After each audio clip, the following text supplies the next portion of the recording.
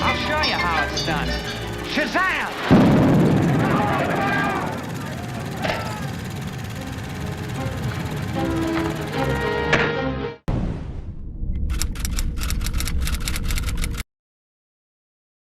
Hey, what's going on, Underdevelopers? Welcome back to our channel, Underdeveloped. We do everything, movies, TV, etc. We do it all here. And today we got a special video as we're closing in on the New Year's. So guys, this has been a pretty busy year for us. We've watched a lot of movies this year. A lot, and we have some thoughts. So we thought it would make sense to do this for the very first time. A top 10 list. And we're going to, in this video, specifically dedicated to the worst films. Yep. So we're getting the crap out the way immediately.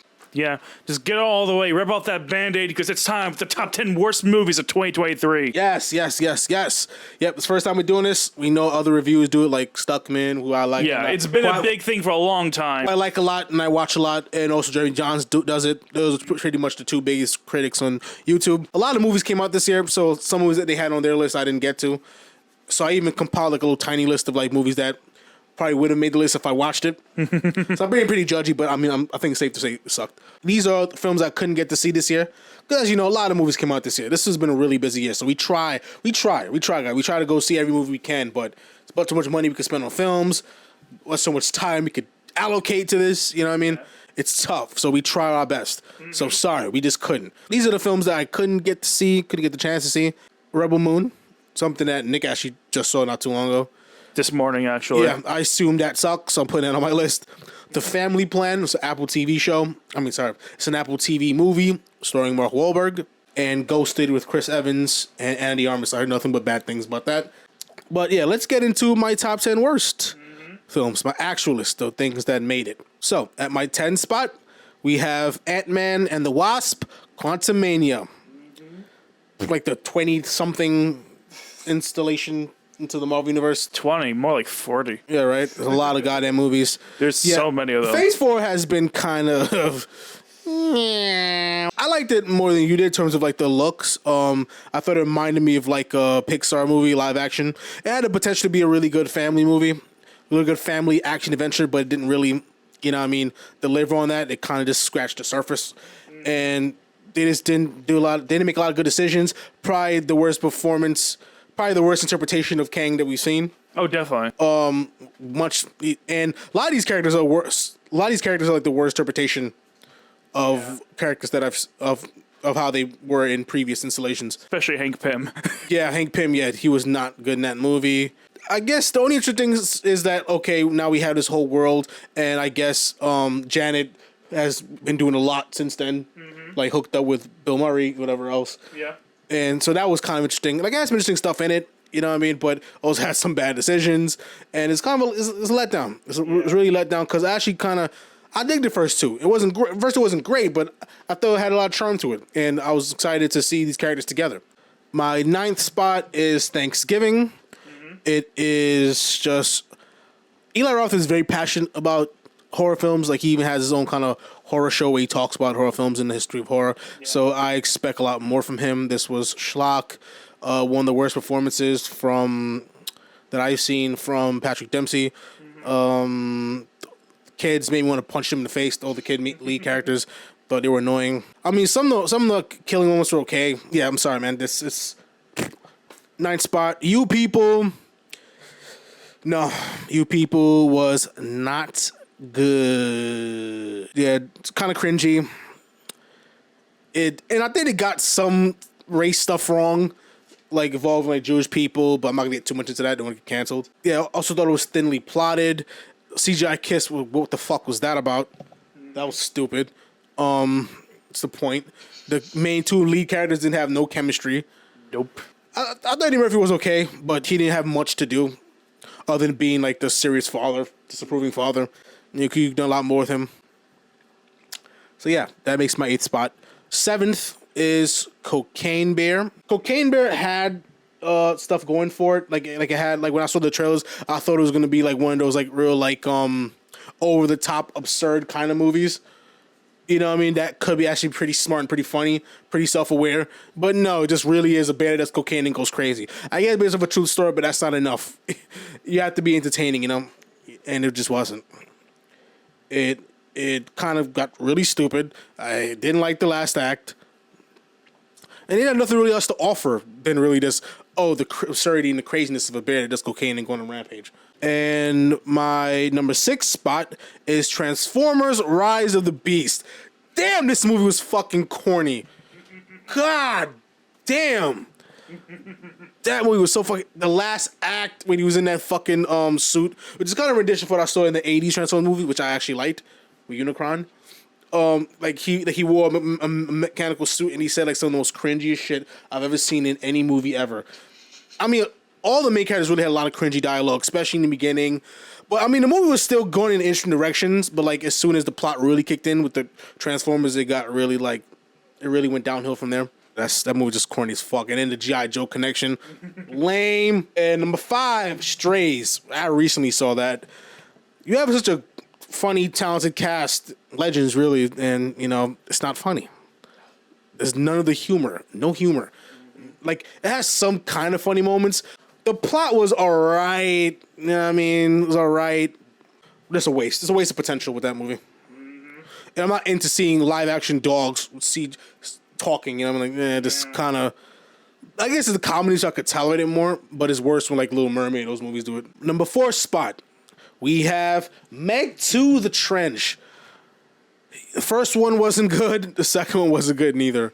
They had some kind of interesting things in it. For a big budget movie, the cinematography is lame as fuck. It's super fucking flat. Super fucking flat. No type of fucking like no creative use of shadows. No use of like color grading. You know what I mean? Bland to look at. Damn like a commercial. It's just a cheeseball action movie, kind of like most of what Jason Statham really does. Meg 2 is just lame, more of the same. Shazam! Fear of the Gods. Love Zach Levi. I think he's a good dude. I love watching him on Inside of You with Michael Rosenbaum. And I think himself as a character is good. I feel that the kid that plays Billy Batson doesn't mash up with him really well.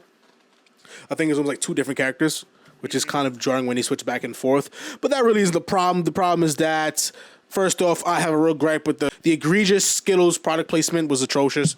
And the plot was kind of whatever. It's like it's sequel fatigue, you know what I mean? A decent-ish first movie, but the second one just doesn't even take what made the first movie good. And when sequels, you're supposed to take what made the first movie good and try to like, not just replicate that, but maybe explode it. Make it bigger, you know what I mean? Yeah. Double down. Or go in a whole different direction. This just kind of meanders and flat. Villains were meh. The plot story structure was meh.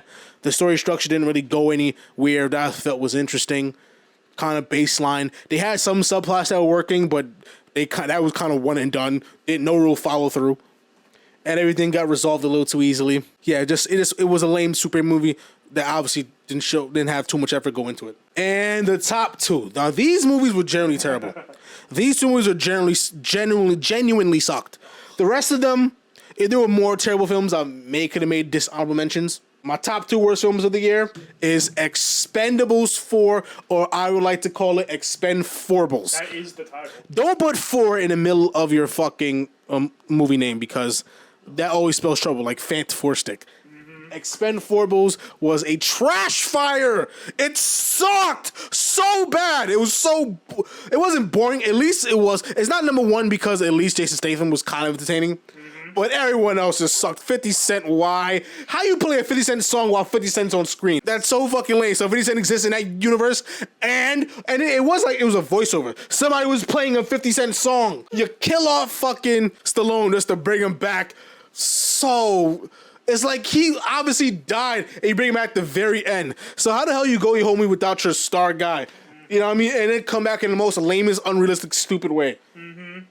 I was like, it would actually have been the only powerful decision if they did kill him off, actually. In Expendables 3, you set up a decent team. Your whole thing was about bringing a new generation just to go back to the same guys. Yep.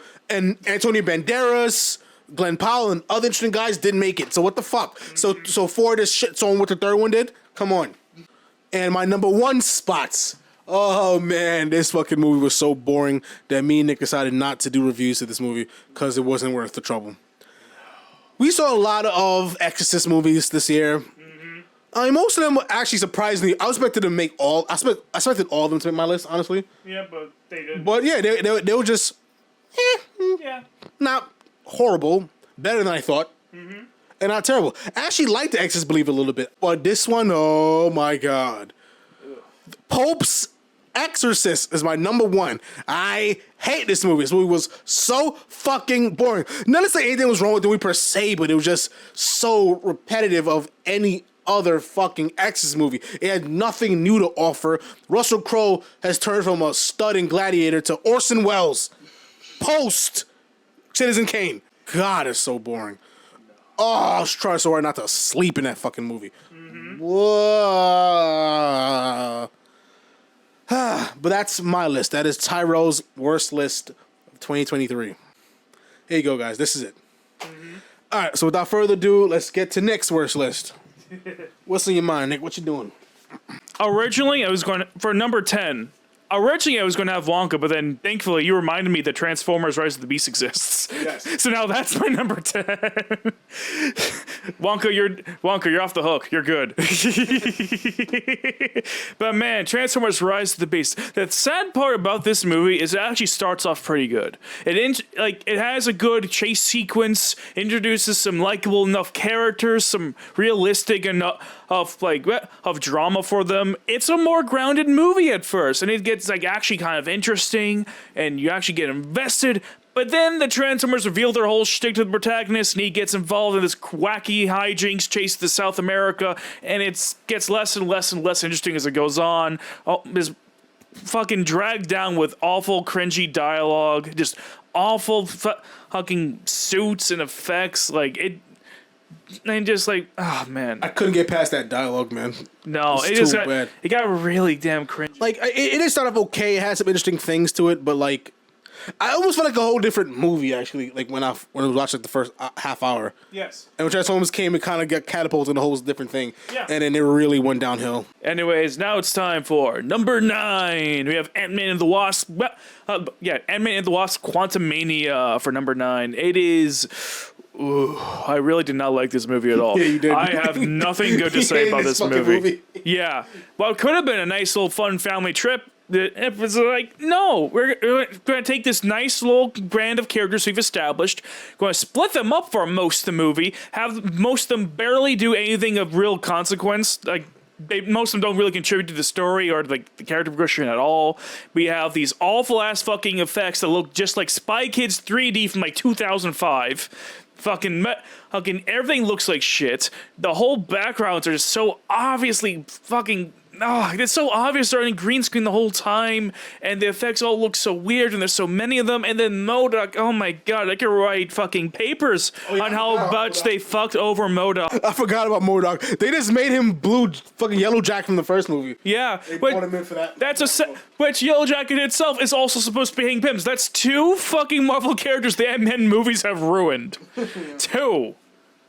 And then, of course, fucking Hank Pym, when he is in the movie, he's just I have the ant joke. The ant joke is who I am. I'm here because of the ants. That is all Michael Douglas is in this third fucking movie. He is nothing else. Though, the more the dramatic yet funny character we were established in the first 2 movies has been reduced down to his most flanderized performance yet. And really, the whole movie is like that. And Kang is just Flanderized is the perfect word for that. for number 8. I'm rolling my eyes aggressively at this. The Meg 2 one is so aggressively boring of a movie. The first Meg was already not great, but this one, it's more of the same, but it's sillier, and it's taking itself too seriously for what it is. You're going deeper into the ocean than ever before, where people have to wear all these crazy suits just to survive, something you'd see out of an Iron Man movie, and they're in this crazy shark movie, and they're fighting all these megalodons. I'm like, man, this really should be fun and bombastic and crazy. It's just boring.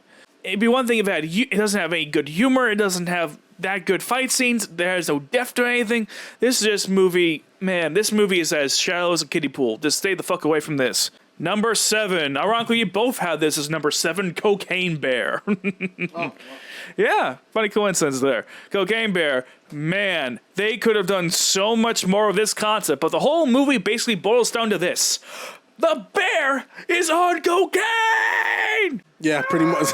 Pretty much the entire movie. Bear's on cocaine. Crazy, right? Yeah, it is that one joke repeated over and over and over and over and over and over and over and over and over again. That is the movie. Anyways, it is time for number 6. Shazam! Fury of the fucking Skittles. Yeah, right. Ugh. I hate that movie specifically. Like 80% of what I hate about this movie is the Skittle stuff. Now, honestly, if it wasn't for the Skittles, this movie would probably make the 10 spot. Because it's not a good movie in general, but man, that horrible product placement. It really angered me. It hurt me in my soul. Yeah. I want you to understand this. It is just nice work. They better have gotten good fucking money from Skittles for that. Worse than the first movie.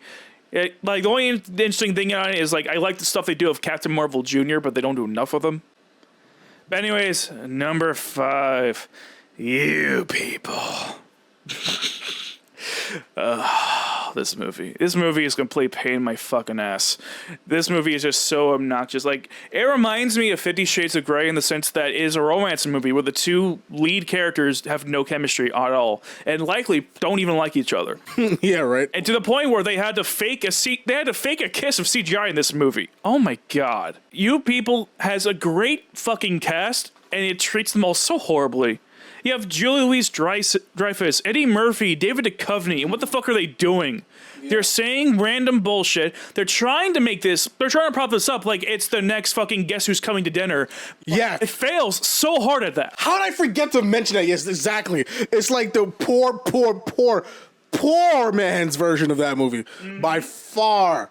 I'll even take the remake of Ashton Kutcher over this. Yeah, way better than this movie, honestly. Anyways, it's time for number 4.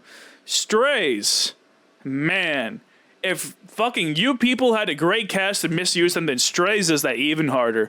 Because, man, you have Will Ferrell. You have Will Ferrell, you have Jamie Foxx, you have all these people here.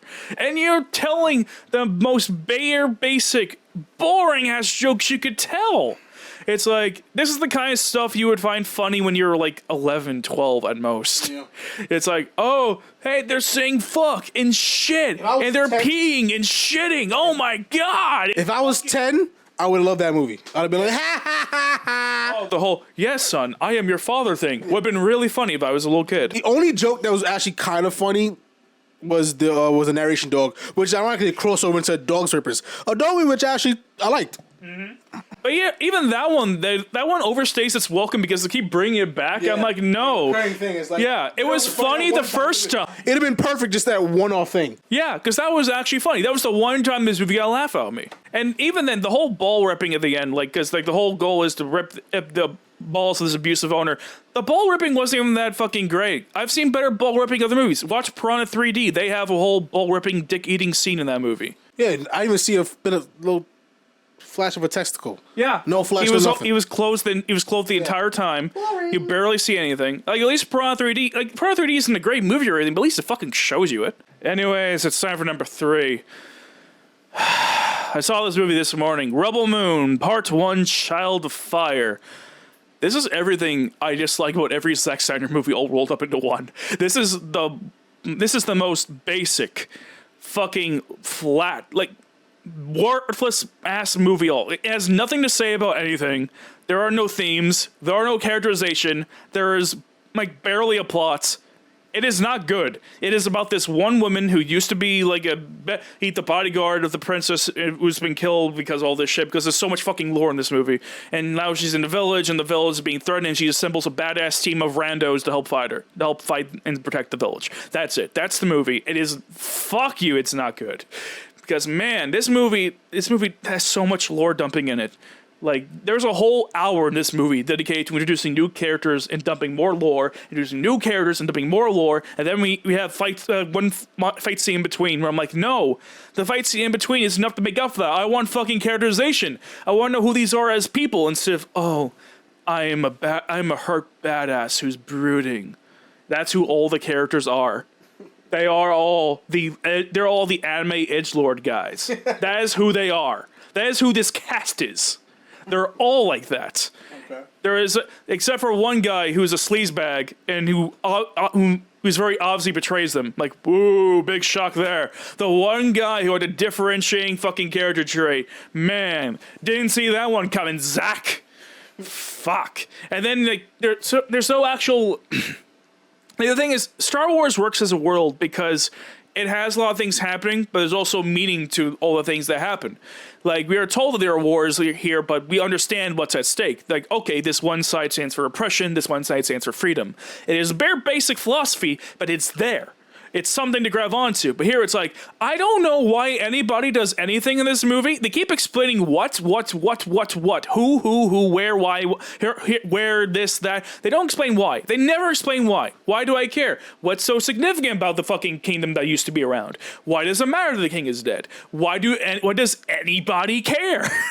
I don't get it. And you have these like, oh, well, we have lightsabers. Lightsabers are cool. No, at least in Star Wars, lightsabers fucking meant something. Yeah.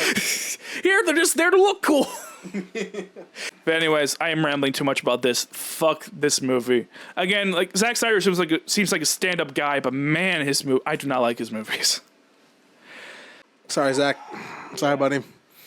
Anyways, time for number 2, a movie that pisses me off even more, Expendables. Yes, the actual title is Expendables. We did a whole gag about it in the intro of our review. Watch it, it's good. It's one of more popular reviews. God, fuck me, Expendables is bad. Yeah, sucks. I swear, fucking Jason Statham's gonna be in the thumbnail of this video, and it's likely gonna be from this movie, not The Meg. Just saying. Man, the whole fake kill... This movie doesn't even know what it wants to be. The whole gimmick of the Expendables is we're going to bring back all these awesome badass movie stars, but we're putting them all together. It's like, it's like having the whole place as a kid, and you have all the different action figures, and you're making them all fight together. Like, that's the whole appeal of these movies. But this movie said, no. Yeah. Fuck that noise. Like most 5 people. Not even that. Because keep in mind, for a good chunk of this movie, it is just Jason Statham. Yeah, pretty much. Yeah. Fair enough, because I thought he was the best part of that movie anyways. Yeah, but it's like, no. Instead, we're gonna have less interesting people. Megan Fox is gonna be there to not act. 50 Cent's gonna be there to collect a paycheck. Sylvester Stallone is there to fake his death and just to show up at the end. And it's mostly the Jason Statham show, where he just does things. And then also, Antonio Banderas' son is there, and he's just being gross the whole time, talking about peeing on people. Oh, why? Yeah, I forgot about the fucking guy. Yeah, fuck him. And then, like, it's the whole appeal of this franchise. You just, you did what he would do, and you just took a piss on it. Yeah, exactly. Why? Exactly. Why is this the point of this movie? Over it. Yep. And the effects of this movie are probably the worst of the whole franchise. Yeah. It is not. Yeah, it used to have this, like, cool Grady look to it. Yeah. And this was, like, very colorful and, like, oversaturated and... Yeah. And it didn't even change the tone to match the oversaturated look. Yeah, it's just the same movie, just oversaturated and super colorful. It's the same movie, but worse. Anyways, the big one. The number 1. We have The Pope's Exorcist. I do not get why some people like this movie. Again, there have been quite a few exorcism-type movies out this year. We've had The Nun 2, which is blah, Exorcist Believer, which is underrated, Talk to Me, which is new and original. Oh, yeah, I forgot about that one. And Evil Dead Rise, which is just gory fun. Yeah. Yeah, we've had all those movies, and these are the worst of all the exorcism movies this year. But fucking this movie is like every other fucking exorcist movie you've ever seen. It's in this movie. It is a bland rehashing of all that shit. But so boring. But even worse than that, it is supposed to be an adaptation of the really awful documentary made by William Friedkin, the director of the first Exorcist. Tells you made a lot of money, by the way. Of the actual Exorcist, a real life person who fucking what's his face, Russell Crowe looks nothing like. He is way too fat for this fucking role, and not even old enough. And man, this movie just goes in so many awful. Like, the thing is, as bad as G.I. Joe Revelation and Transformers was, this was an even worse version of that, because it's like, hey, now we have all these other bases for all these other exorcisms that need to be taking place in secret.